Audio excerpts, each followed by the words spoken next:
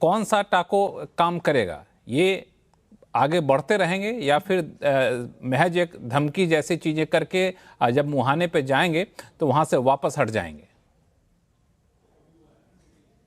बड़ा इंटरेस्टिंग बोला रविंद्र जी ने। मेरे हिसाब से Trump will always carry on while Trump will always chicken out. तो वो दोनों चीजें होते रहेंगी। उनके कैरी ऑन में chickening out is a part of that. तो वो खड़ग आइलैंड पे हमला होता है नहीं होता है, ये तो सब आपने समझाया कि उसके लिए कितनी ग्राउंड फोर्सेस आई हैं, जनरल साहब ने बताया कहां कहां से आएंगी। लेकिन एक चीज मैं समझता हूं कि खड़ग आइलैंड पे जब तक यूएई उनका ग्राउंड में साथ नहीं देगा तो वो खड़ग आइलैंड पे कब्जा नहीं कर। उनको लोकल हेल्प चाहिए और वो इराक पे नहीं डिपेंड कर सकते, वो यूएई पे। अब मुझे मालूम नहीं कि यूएई इस समय कितना आगे बढ़ना चाहता है। यूएई की अपनी प्रॉब्लम्स है सऊदी अरेबिया के साथ, उसका इन्फ्लुएंस और जगह पे है। तो यूएई मिलिट्री लेवल पे इनके साथ अलाइन होना चाहता है कि नहीं, ये मैं कह नहीं सकता। लेकिन ट्रंप विल कैरी ऑन क्योंकि वो तो राष्ट्रपति है, हारे या जीते वो राष्ट्रपति है। हम उस लोग समझते हैं कि ये अगर ईरान का युद्ध ठीक नहीं गया तो उनको मिड टर्म इलेक्शन में हानि होगी, वो हानि होने के बाद भी ट्रंप राष्ट्रपति रहेंगे। और जो ट्रंप की एक फितरत है वो अमेरिकन पॉलिटिक्स में अब आ चुकी है। वो ट्रंप हो ना हो, वो एक फितरत जो है मागा की, वो इतनी जल्दी जाने वाली नहीं है। तो इसलिए ईरान भी देख रहा है। तो मेरे को तो लगता है ईरान में एक जुनून है कि हम हारेंगे नहीं, और ट्रंप में एक जुनून है कि मैं किसी की सुनूंगा नहीं। अब ये दोनों के बीच में आप देख लीजिए, पिस तो हम रहे हैं, हमारे जहाजों के ऊपर मिसाइल चल रही है, हमारे सी फेयरर्स मारे जा रहे हैं या समुद्र में गिर रहे हैं। तो बड़ी हानि हो रही है भारत और ग्लोबल साउथ के कई देशों के ऊपर। हमें इकोनॉमिक हानि हो रही है, सेलर्स के ऊपर हानि हो रही है, हमारी पॉलिसीज पे हानि हो रही है, हमारी स्ट्रेटेजिक ऑटोनॉमी पे हानि हो रही है। क्योंकि हम स्ट्रेटेजिक ऑटोनॉमी को स्ट्रेटेजिक साइलेंस में नहीं बदल सकते हैं। तो समय आ गया कि हमें बोलना पड़ेगा। और अब आप देखिए कि अमेरिका की जो यही सवाल उनको बुलाया गया, हमें एमईए ने बुलाया उनको कि आपने हमारे शिप के ऊपर क्यों हमला किया। पहले तो हम ऐसे नहीं बोलते थे। तो हम भारत की भी जो नीति है वो थोड़ी फ्रस्ट्रेट हो चुकी है और थोड़ी कड़क जवाब देना चाहती है ईरान को भी और अमेरिका को भी कि आपको थोड़ी जिम्मेवारी और निभानी चाहिए अपने बाकी दुनिया भर के देशों की।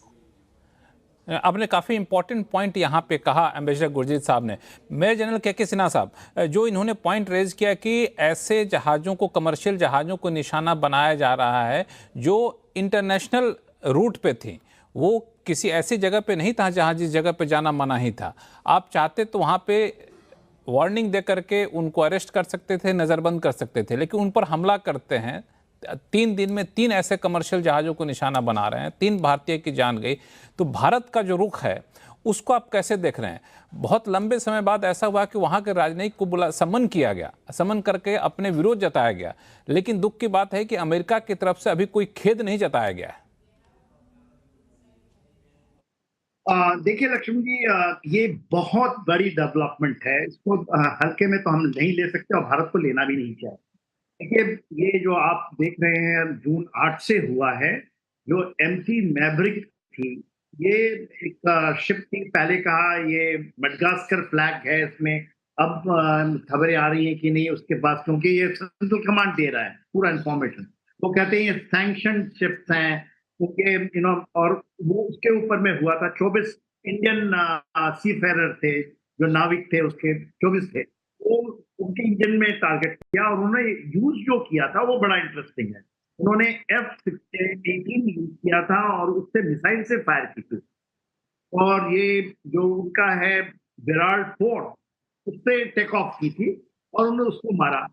उसमें तेल नहीं था, एब्सोल्युटली कुछ भी नहीं था, और ये off the coast of Oman हुआ। दूसरी बड़ी बात जो आप देख रहे हैं, जो कि उसके बाद दूसरे दिन किसी दिन बुला लिया था उनके, क्योंकि उनके एम्बेसडर नहीं थे सर्गे गौर, तो उनके एम्बेसडर की जगह में जो एमईए ने समन किया था यूएस, उसको चेंज एस अफेयर्स कहते हैं, उनको डीएफएस उनको बुला करके उनको एक डिमार्श आप बोलिए उनको ये कहा कि ये गलत है, भारत इसको नहीं एक्सेप्ट करता है, मगर उन्होंने फिर कर दिया 9 तारीख को।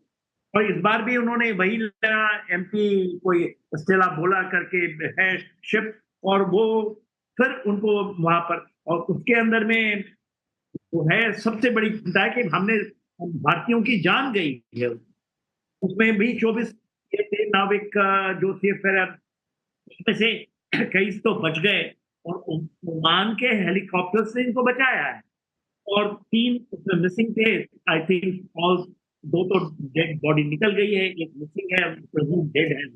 और जो आज हुई है वो सबसे बड़ी, वो है एमटी जलबीरा, भारत के जलबीरा भारत का है, और उसको भी इसी तरह से उन्होंने हिट। तो देखिए ये तो इंसिडेंट्स हैं, मगर ये उनको बुला करके डिमार्श देने के बाद भी ये बात ये हो रही, तो वो आपको डायरेक्टली थ्रेट करता है। और उसमें एक स्टेटमेंट आई, डोनाल्ड ट्रम्प साहब भी कह रहे हैं कि anyone who is helping Iran will be targeted. अब भारत तो ईरान को कोई हेल्प तो कर नहीं रहा है, हेल्प यदि कोई कर रहा है तो चाइना है, रशिया है, मगर आप उसको नहीं करते हैं, कहीं वो ही इज टेस्टिंग। देखिए इंडियन ओशन रीजन में यदि हम कहते हैं ना IOR में, we are the power to reckon, provided हम अपना कुछ, क्योंकि आपने सही बताया ये हाई सीज में हो रहा है, it is not in the state of हार्मोज, gulf of Oman के पास भी नहीं है, वो वहां के पोर्ट में है।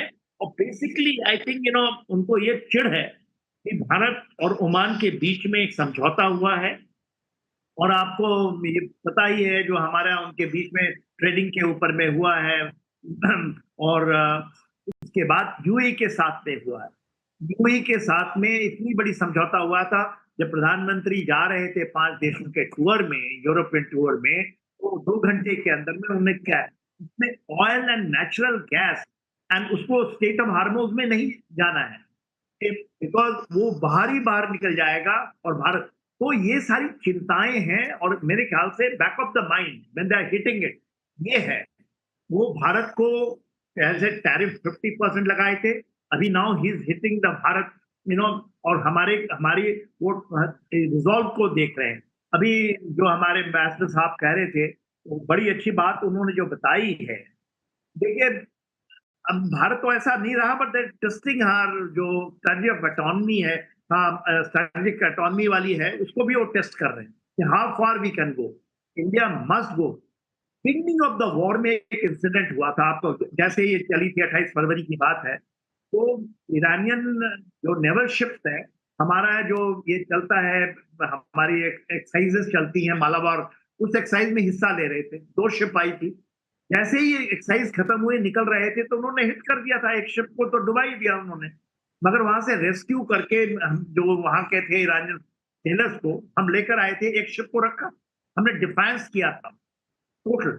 अमेरिका इसका भी चढ़ा हुआ था कि आप, मगर हाँ, लेकिन आपने एक जो मेजर जनरल के सिन्हा साहब, आपने बड़ा इंटरेस्टिंग सा पॉइंट कहा जो वाकई गंभीर है कि यूएई के साथ हमने अच्छे रिश्ते बनाए इस पूरे ईरान वॉर के दौरान, ओमान के साथ हमने फ्री ट्रेड एग्रीमेंट को लागू किया है, और ये जो हमले हुए हैं वो ओमान की खाड़ी में हुआ है, ये अपने आप में इंपॉर्टेंट पॉइंट है। दूसरा, मैं अगर नियम की बात करूं तो यूएन चार्टर्ड में साफ तौर से लिखा गया आर्टिकल 2/4 में कि किसी भी विदेशी जहाज पर आप हमला नहीं कर सकते जब तक कि आपको आत्मरक्षा की जरूरत ना हो, जब तक कि यूएन सिक्योरिटी काउंसिल से आपको इसकी मंजूरी ना हो। तो इन सारे नियमों की धज्जियां उड़ा करके आप ना सिर्फ ईरान पर हमला करते हैं बल्कि विदेशी जहाज पर हमला करते हैं। और जैसा कि कह रहे थे एम्बेसडर साहब कि अब जो है सो अपनी जो ऑटोनॉमी बनाने की बात है उस पर हमें बहुत सख्त रुख अपनाना पड़ेगा।